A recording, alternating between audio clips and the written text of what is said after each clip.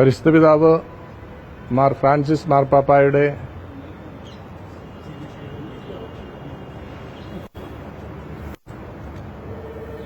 Roman കത്തോലിക്ക സഭയുടെയും world നേതാവുമായ പരിശുദ്ധ പിതാവിന്റെ നിര്യാണത്തിൽ അഗാധമായ ഖേദം രേഖപ്പെടുത്തുന്നു.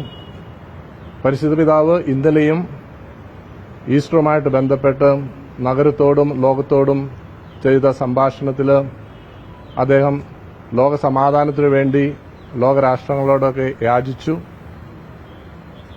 ഇന്ന് വളരെ സുസ്മേരവതനായിട്ട് ഉണർന്ന പരിശുദ്ധ പിതാവ് പെട്ടെന്ന് രാവിലെ വത്തിക്കാൻ സമയം 7:30 ഈ ലോകത്തോട് വിട പറയുകയുണ്ടായി.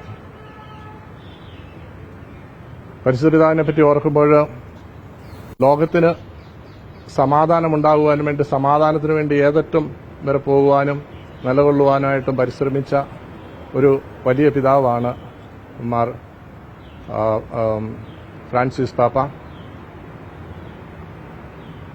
പാപ്പയുടെ നിര്യാണത്തിൽ ലോക കത്തോലിക്ക സഭ ഇന്ന് വളരെയധികം ദുഃഖത്തിലാണ്.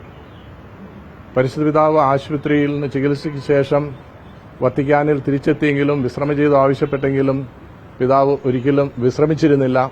ഇക്കഴിഞ്ഞ പെസഹ വ്യാഴാഴ്ചയാണെങ്കിലും അവിടെ ഉള്ള ജയിലിൽ പോയി ആ ജയിലിലെ പ്രിസണേഴ്സിന്റെ കാല് കഴുകി അവരുമായിട്ട് സംഭാഷിക്കുകയും അവരുമായിട്ട് സ്നേഹപ്രകടനമൊക്കെ പരിശുദ്ധ പിതാവ് നടത്തിയിരുന്നു. പിതാവിന്റെ ഈ പെട്ടെന്നുള്ള ഈ നിര്യാണത്തിൽ ഭാരതീയ കത്തോലിക്ക സഭ ദുഃഖം രേഖപ്പെടുത്തുന്നു.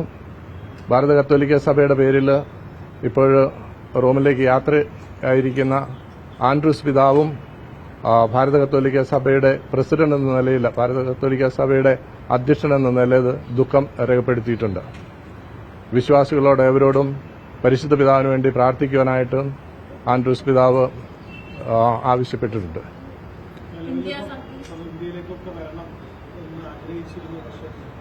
മാർപ്പാപ്പ എന്നും ഇന്ത്യക്ക് വരാനായിട്ടുള്ള ആഗ്രഹം പ്രകടിപ്പിച്ചിരുന്നു.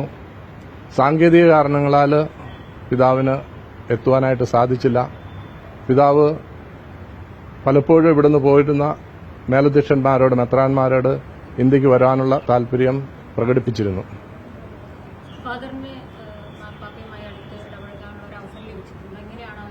ഞാൻ പരിശുദ്ധ പിതാവുമായിട്ടും 2 പ്രാവശ്യം കൂടിക്കാഴ്ച നടത്തിയിട്ടുണ്ട്. ഒരു പ്രാവശ്യം പരിശുദ്ധ പിതാവുമായിട്ട് സാന്താ മാർത്തയിൽ ദിവ്യബലി അർപ്പിക്കാനായിട്ട് സാധിച്ചിട്ടുണ്ട്. വളരെ സുസ്മേരവതനായ വളരെ സ്നേഹത്തോടെ സംസാരിക്കുകയും സ്നേഹം കൊണ്ട് നിറയ്ക്കുകയും ചെയ്യുന്ന ഒരു പിതാവാണ് ഇന്ന് നഷ്ടപ്പെട്ടിരിക്കുന്നത്.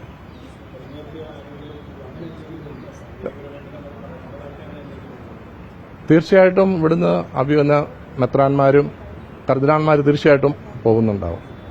ഇതുവരെ ഫ്യൂണറലുമായിട്ട് ബന്ധപ്പെട്ട കാര്യങ്ങളൊന്നും തീരുമാനത്തിലെത്തിയിട്ടില്ല. അതറിഞ്ഞു കഴിയുമ്പോൾ അതനുസരിച്ചുള്ള കാര്യങ്ങൾ ചെയ്യും.